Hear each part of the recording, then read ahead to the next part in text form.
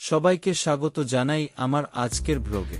আজ আমরা আলোচনা করব একটি গুরুত্বপূর্ণ ভাইরাস, যার নাম মানব মেটাপনিউমোভাইরাস, হিউম্যান মেটাপনিউমোভাইরাস বা হম।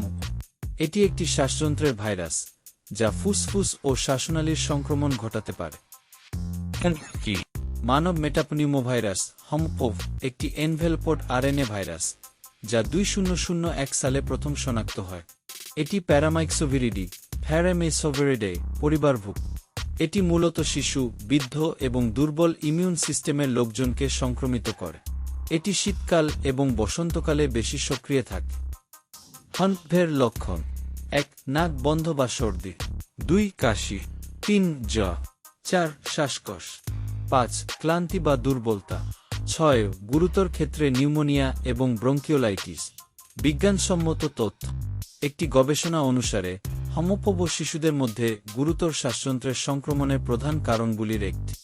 বিশ্ব স্বাস্থ্য সংস্থা ও বলেছে যে শিশুদের মধ্যে নিউমোনিয়ার জন্য হমপোভ দায়ী হতে পারে।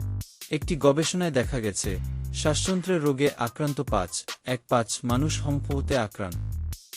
হমপোভের সংক্রমণের হমপোভ মানুষের মাধ্যমে এক ব্যক্তি থেকে আরেক ব্যক্তিতে ছড়া। ড্রপলেট ট্রান্সমিশন হাঁচি বা কাশির মাধ্যমে। স্পর্শ: আক্রান্ত স্থান বা পৃষ্ঠ স্পর্শ করার পর চোখ, নাক বা মুখে হাত দেওয়া। শিশুদের মধ্যে এই ভাইরাস দ্রুত ছড়ায়, বিশেষত স্কুল বা ডে কেয়ার সেন্টারে। 2. বয়স্ক রোগীদের ক্ষেত্রে এটি ফুসফুসের কার্যক্ষমতা কমিয়ে ফেলে।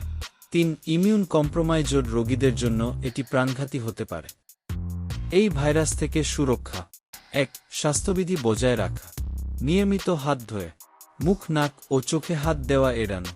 2. মাস্ক ব্যবহার, জনবহুল স্থানে মাস্ক ব্যবহার করুন।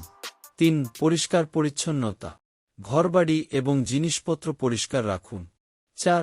বাড়তি সতর্কতা: যারা শ্বাসযন্ত্রের সমস্যায় ভুগছেন তাদের কাছাকাছি আসা এড়িয়ে চলুন। 5. ইমিউন সিস্টেম শক্তিশালী করা, সুষম খাবার খাওয়া, পর্যাপ্ত ঘুম এবং ব্যায়াম করা। চিকিৎসা: এই ভাইরাসের বিরুদ্ধে এখনও কোনো নির্দিষ্ট ভ্যাকসিন বা অ্যান্টিভাইরাল ওষুধ নেই। লক্ষণভিত্তিক চিকিৎসা করা হয়। গুরুতর ক্ষেত্রে অক্সিজেন সাপোর্ট বা হাসপাতালে ভর্তি প্রয়োজন হতে পারে। হমপোভ একটি গুরুত্বপূর্ণ ভাইরাস যা সচেতনতা এবং প্রতিরোধমূলক ব্যবস্থা গ্রহণের মাধ্যমে এড়ানো সম্ভব। নিজের ও পরিবারের স্বাস্থ্য সুরক্ষিত রাখতে স্বাস্থ্যবিধি মেনে চলুন। পরবর্তী ব্লগে আবার দেখা হবে। ততক্ষণ সুস্থ থাকুন, সতর্ক থাকুন।